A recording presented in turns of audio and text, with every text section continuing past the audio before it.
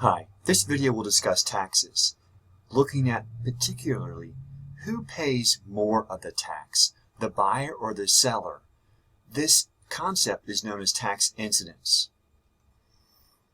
Consider Pennsylvania once again, for example, for taxes. In 2014, Pennsylvania imposed a gasoline tax of 28 cents additional on each gallon of gasoline sold. That would be phased in over 4 to 5 year period.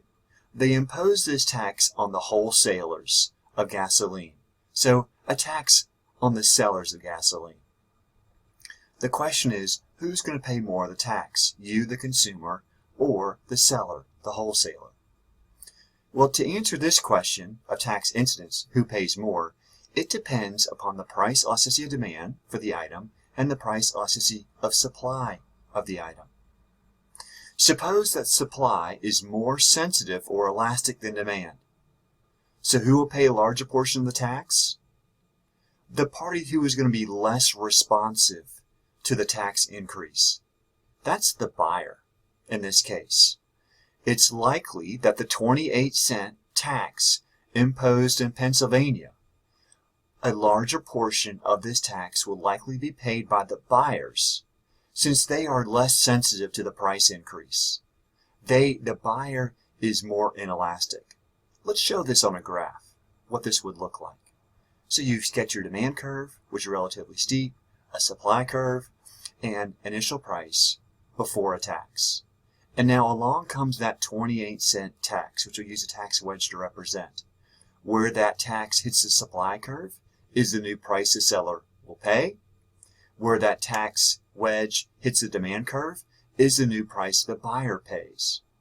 So in this example, the increase, this vertical distance from the old price to PB, represents the buyer's share of the 28-cent tax in gasoline.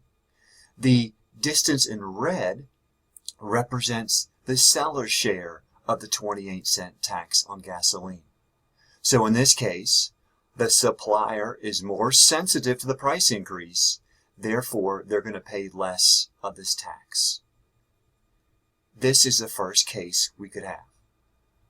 So there, in this case, in case 1, the buyer will pay most of the burden of the tax, which is what we expect to happen for gasoline in Pennsylvania.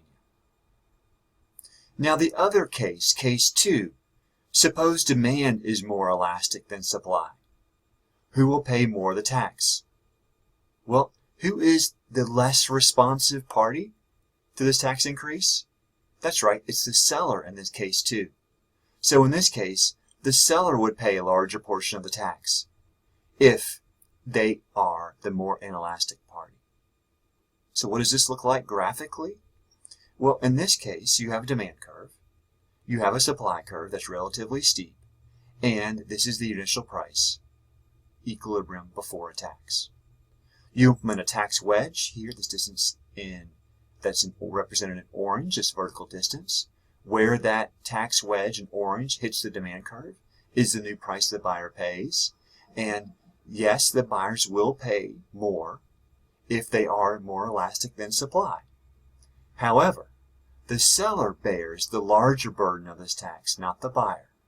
The seller price reduction is a reduction by more than the price increase for the buyer. So here in green, again, is the buyer's share of the tax burden. Here in pink or red is the seller's share of the tax burden. In this case, the sellers bear most of the burden of the tax. So in this case, we say the sellers are the more inelastic party. They are going to pay more of the tax. So to summarize then, in the first case, buyers are more inelastic than the sellers, so they pay a large portion of the tax. In the second case, the sellers were the more inelastic party than the buyers, so they pay a larger portion of the tax. Finally, these inelasticities and elastic measures depend upon the EP and ES values. So if these are your price elasticity of demand and price elasticity of supply, who is the less responsive party?